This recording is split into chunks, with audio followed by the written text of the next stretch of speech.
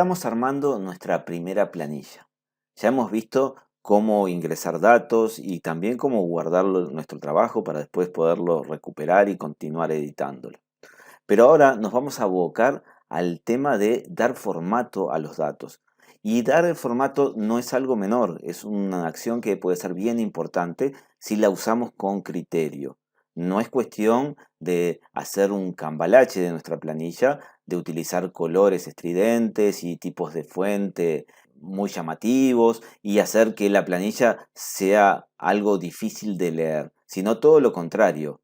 Con la aplicación de un buen formato podemos lograr que nuestra planilla se lea mucho más fácilmente, se entienda, se interprete y en consecuencia se visualice la información que queremos comunicar con la misma. Vamos a ir completando esta planilla. Aquí tenemos un saldo hasta la fecha. Veamos que este texto sobresale el ancho de la planilla. No nos importa por ahora, después lo vamos a acomodar justamente con opciones de formato. Queremos aquí añadir un responsable del cierre diario de la planilla, el nombre del responsable. No dejemos nunca una columna libre, es la misma tabla, lo vamos a poner a continuación, aunque parezca que nos quede aquí arriba. En realidad esta celda, la celda D3, está libre, no tiene ningún dato. El dato está ubicado acá, en D3. Así que aquí podemos perfectamente escribir responsable del cierre y vamos a colocar acá hora del cierre. Entonces, a continuación vamos a agregar algún dato más. Tenemos a Josefina Rodríguez, hora del cierre, hora 20:30. Al siguiente día, de vuelta a Josefina, al poner la J ya nos repite todo el nombre y vamos a colocar la misma hora. Vamos a agregar una fecha más, por ejemplo la del 12 del 11. Vieron que al ingresarla de esta manera nos queda con este otro formato. De eso justamente vamos a hablar después. Ingresos, egresos. Acá esto se está automáticamente acomodando porque tiene una fórmula. Las fórmulas las veremos en lecciones más avanzadas, posterior de esta. Así que por el momento sabemos que ahí hay una fórmula y nada más. Si ustedes ahora están construyendo esta planilla, por el momento pueden copiar directamente los valores que tenemos aquí en la pantalla, hacer los cálculos como ustedes quieran y escribirlos directamente.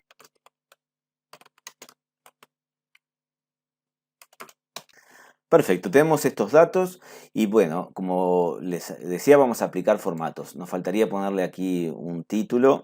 Vamos a ponerle registro, ingresos y egresos totales y egresos diarios. Bien, y vamos a empezar entonces a trabajar con los formatos. Por ejemplo, este título podríamos aplicarle una letra un poquito más grande, otro tipo de letra. Vamos a ver acá. Acá tenemos para elegir las fuentes. Voy a elegir esta que está aquí. El tamaño. Vamos a elegir un poquito más. De acá también podemos agrandar o achicar el tamaño haciendo clic. Acá negrita o no, en este tipo de letra no se nota la negrita, es un poco más gruesa. Cursiva, que es inclinada, o subrayado si lo queremos. Vamos a dejarle un subrayado en este caso. Vieron que podemos apretar una vez y se coloca y otra vez y se quita. Además, si desplegamos, podríamos tener también un subrayado doble. Le podemos asignar un color a la letra. Vamos a poner un color azul. Y con esto hemos visto aquí las principales opciones del cuadro fuente. Vamos a ponerle alguna más aquí abajo a estos. Seleccionamos todos los títulos. Le ponemos negrita, que no habíamos usado arriba. Vamos a aprovechar a ponerle un color de relleno que tampoco utilizamos antes. Vamos a poner un color celestito. Y vamos a aprovechar a poner un borde. Aquí está sin ningún borde en este momento, pero vamos a ponerle un borde inferior grueso a todo lo que está seleccionado. Cuando hago un clic por fuera, ahí veo solo el borde inferior está colocado.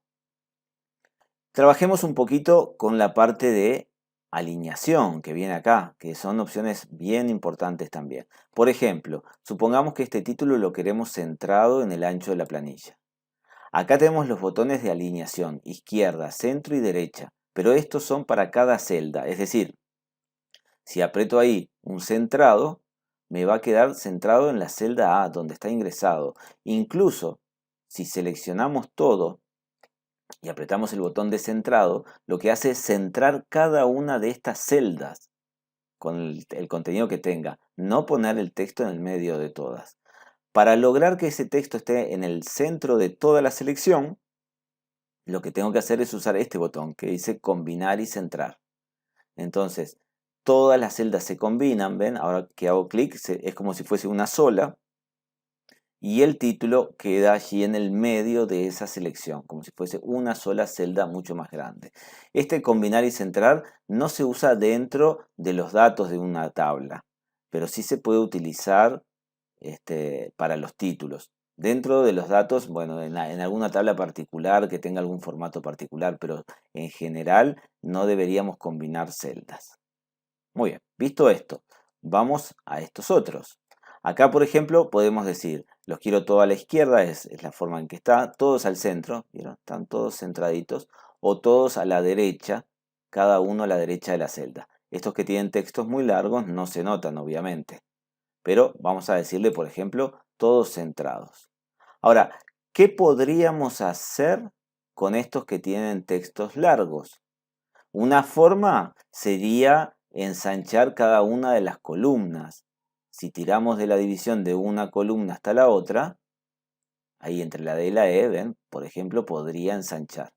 Pero ¿qué pasa con esto del ensanchar? A veces yo tengo muchas columnas con textos largos en los títulos, que en realidad los datos son mucho más cortos, no preciso todo este espacio.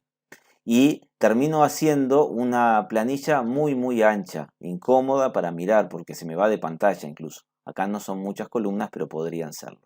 Entonces vamos a buscar otra opción mucho mejor para este caso particular. Para otros nos va a servir agrandar las columnas, pero para este, de repente, la mejor opción sería esta de ajustar texto. Vamos a ver lo que hace. El ajustar texto, cuando tengo un texto más largo que el ancho de mi celda, lo distribuye en varios renglones dentro de la misma celda. ¿Vieron? Ahí quedó. Y entonces, ahora, podría también de repente usar estas opciones de alineación vertical. ¿Sí? Decir, quiero arriba, quiero en el medio o quiero abajo. Se notan estas tres porque esta fila es más grande.